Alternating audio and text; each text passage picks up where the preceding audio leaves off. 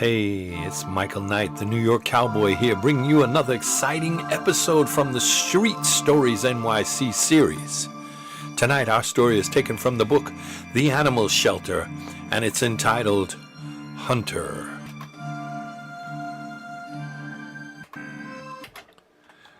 Jack was working late the night that they brought Hunter into the animal shelter. Hunter looked like a big black wolf, but twice the size of any normal wolf. Jack wasn't really sure if he was a dog or a wolf. He had big black eyes, and his mouth looked like a buzzsaw with those large teeth in his mouth. His paws were also very large, and when the animal control men brought him in unconscious, Hunter looked like he weighed a ton because it took 6 men to bring him in. Jack noticed that Hunter had a large silver chain around his neck, and there was a small tag hanging on it that told that his name was Hunter. When Jack saw the tag, he couldn't even fathom that this beast belonged to someone. Jack had never seen a wolf this big, and he wasn't sure that this was a full-breed wolf. Hunter's head was as big as a bowling ball, and when Jack locked the cage, he sighed a sigh of relief. He thought that if that beast woke up, they wouldn't be able to handle him. The next morning when Jack came in, the whole shelter was buzzing with excitement. You could hear Hunter howling and growling throughout the building. When Jack got close to the cage, he was even more frightened when he saw Hunter standing on all fours. He was ferocious. As the day went on, Hunter calmed down, and Jack tried to get close enough to get a good look at him. Hunter's eyes looked like they peered right into hell. It was almost hypnotic to look into his eyes. Jack would sneak a few pieces of meat out of the kitchen and toss them to Hunter to try to make friends with him. Hunter took the meat, but Jack realized that it wasn't going to be a quick process winning Hunter over. The manager of the shelter, Dick, came over and asked Jack, "How's it going today, Jack?" "Well, all is quiet and normal except for this huge monster that you have caged here," answered Jack. "He won't be here that long. The police are running some tests to see if he's the one that has killed 4 people in the last few days in Brooklyn and Queens. Once they find out if it's him or not, then they'll decide if he lives or dies. Another thing, don't get too close to him. They're also testing him for rabies," Dick told him. Jack nodded and thought to himself, "Thank goodness I didn't try to touch the beast because I sure wouldn't want to get rabies."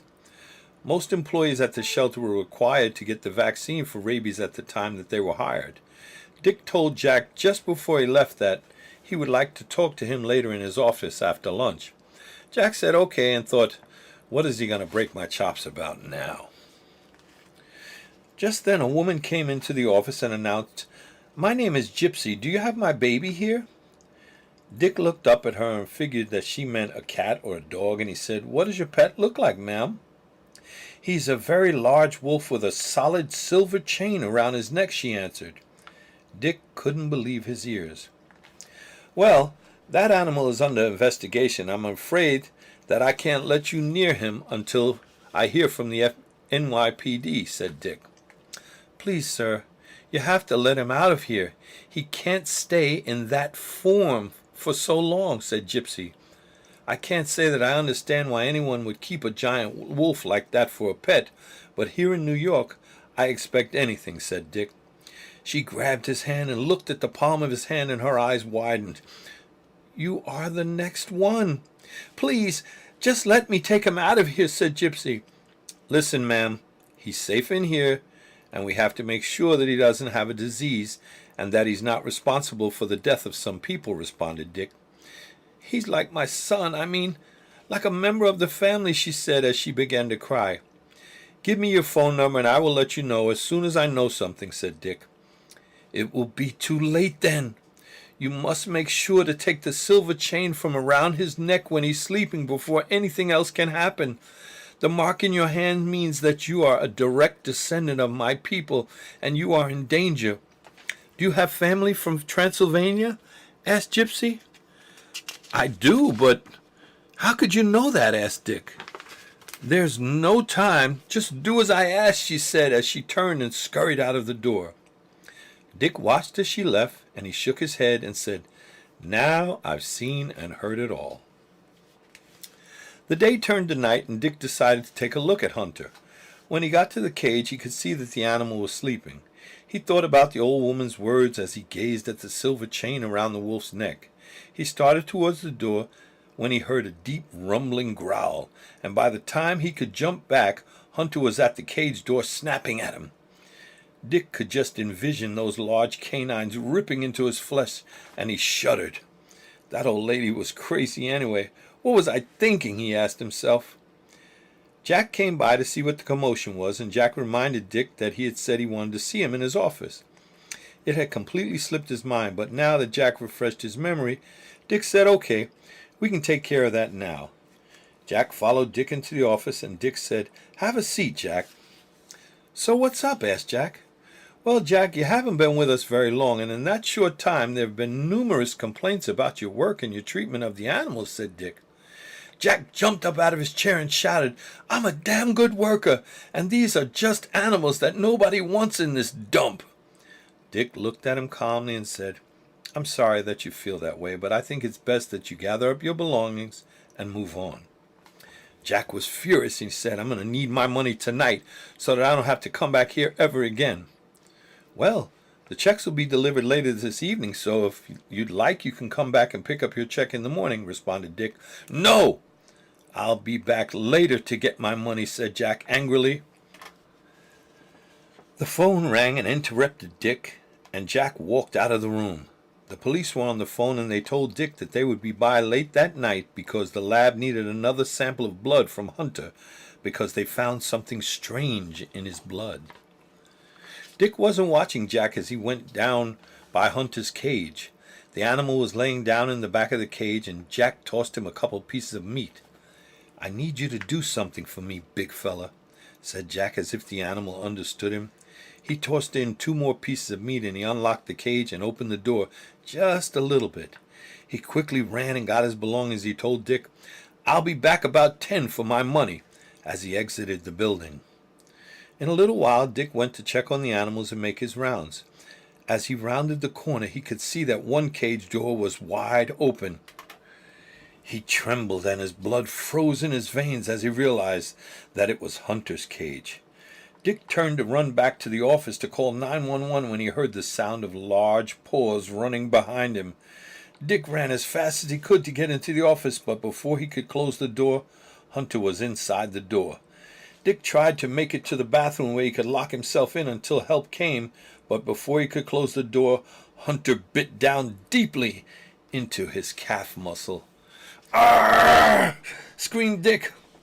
But even through the pain, Dick was able to take his other foot and kick Hunter as hard as he could in the face until Hunter let go, giving Dick a chance to slam the door and lock it. Dick could hear Hunter scratching and clawing away at the door, and he wondered how long it would be before he got in. Dick's cell phone was out on the office table, and now he was trapped inside with no way to get help. He was deathly afraid that he might now have rabies, and he dreaded even thinking about getting the shots. He hated needles. Hours went by, and Dick was losing a lot of blood. It had gotten quiet outside, and Dick was tempted to open the door to get to the phone. Then suddenly the phone rang, and the answering machine picked up, and Dick could hear Jack's voice saying, "I'm outside, and I'm coming in for my check." Dick wanted to warn Jack, not realizing that Jack was the one that let Hunter out, but he couldn't chance leaving the safety of the bathroom. Jack walked into the building, and he looked down the hall smiling when he saw Hunter's cage wide open. He figured that Dick must have gotten a good scare, but he thought that Dick got the tranquilizer gun and put the wolf back to sleep. It wasn't until he got to the office and saw the blood on the floor that he realized that something was wrong. Then he heard a noise behind him. He turned and looked straight into those hellish eyes and those flared nostrils and those huge teeth dripping with saliva and blood. That was the last thing he ever saw. Dick had almost lost consciousness when he heard voices and gunfire. An officer came to the door and asked, "Is anyone in there?" Dick crawled out just in time to get out front when one officer said, "It's still alive!" and the police fired relentlessly at Hunter. One of the bullets hit the silver chain on his neck, and Hunter and the chain fell to the floor. Just then, right before everyone's eyes, Hunter turned into a naked man on the floor full of bullet holes. The police captain said, "Nobody's going to believe this." Dick stayed in the hospital for a week and his wound healed up exceptionally quickly and miraculously. Dick got dressed to get checked out of the hospital and the nurse came in. "You'll have to sign this form, please," said the nurse. Dick signed and the nurse looked at his signature and said, "Dick Wolf? Well, that's an unusual name." "Oh, our family name goes way back to our old country of Transylvania. Anyway, thank you for all of your help and be careful out there tonight. There's a full moon and it's going to be a hell of a Halloween night, you know," said Dick as he rushed from the room, feeling his body beginning to grow fur and his canines beginning to grow. Hey, it's Michael Knight thanking you again for stopping by. Hope you enjoyed the story. Don't forget you can get the ebooks on Amazon, iTunes, Barnes & Noble. All right, you can also go directly to the website, Street Stories NYC. You can watch other videos also on the website. Download your ebook today. There's 44 books in the series. Thanks again.